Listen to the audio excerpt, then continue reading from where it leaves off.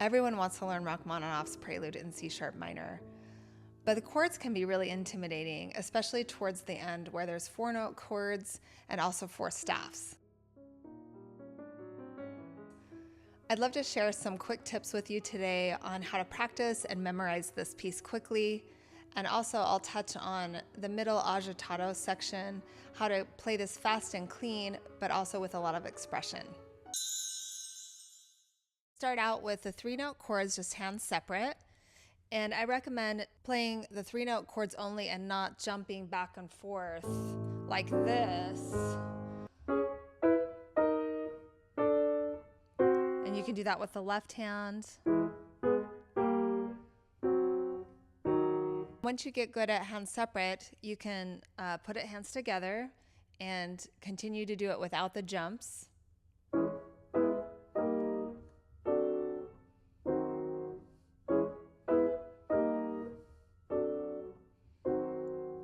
The middle note of the 3-note chords is often the same. So you have a G sharp in the middle, and then B in the middle, and then A sharp in the middle. And then that chord, it's different. And then this chord, you have the F sharp in the middle. This practice strategy works well for the ending as well, where you see the 4 staffs and the big 4-note chords. So you would just play the 4-note chords without the jumps.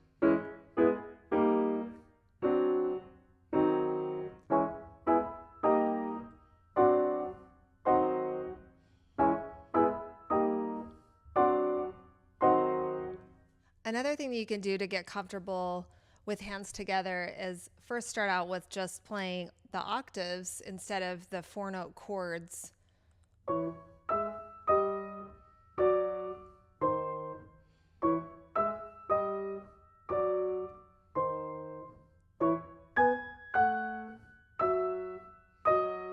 Another thing you can do is practice hands separate with the jumps.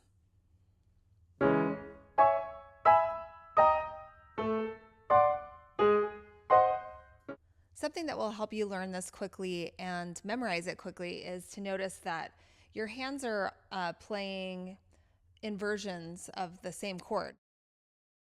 G sharp minor, A major, F sharp minor, G sharp minor, E major, F sharp minor, D sharp diminished, E major.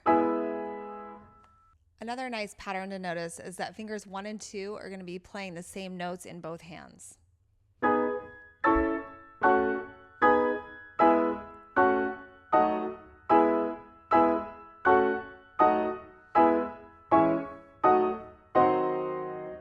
Moving on to the middle agitato section, the first thing I want to mention is the double stem notes.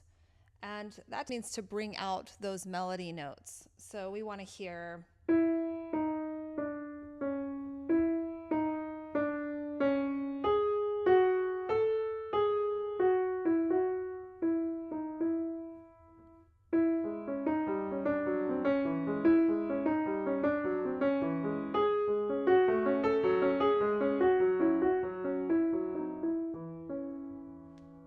Another thing that's really helpful with this section is to ease into the speed. When you're coming out of this mysterious, quiet section, you want to gradually accelerate.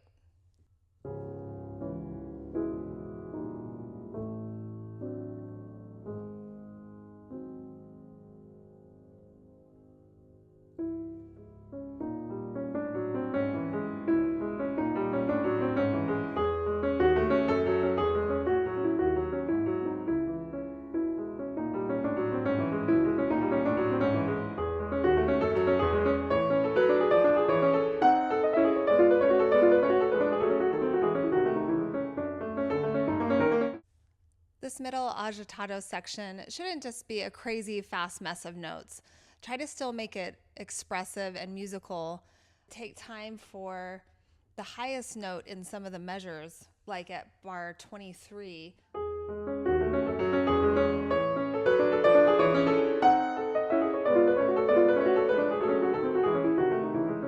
Another place that you can take a little time for is at bar 28, that highest note there.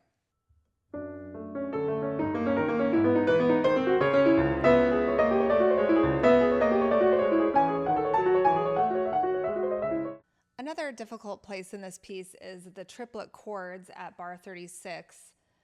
I find the best way to practice this is without pedal and try to practice the accents.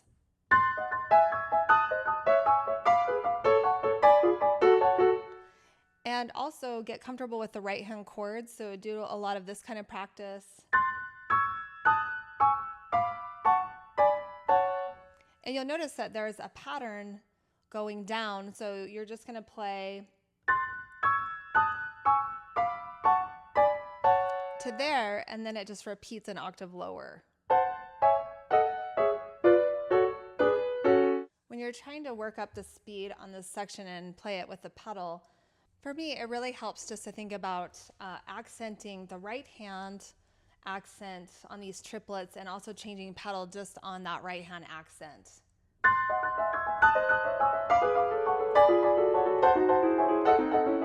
When we get nervous about a section and it's a difficult passage, we tend to tense up, and that usually makes things worse and more uneven. So try to keep your arms super loose and relaxed when you're playing this part.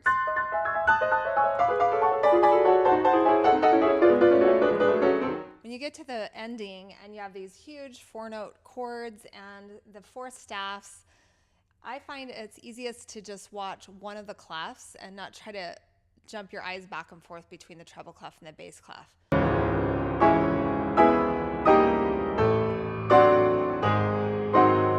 Obviously, this is a piece you want to try to memorize because it's too hard to do these big jumps and also watch the music. So you'll play it better if you get it memorized. And hopefully today I've given you some good tips that will help you to memorize it quickly.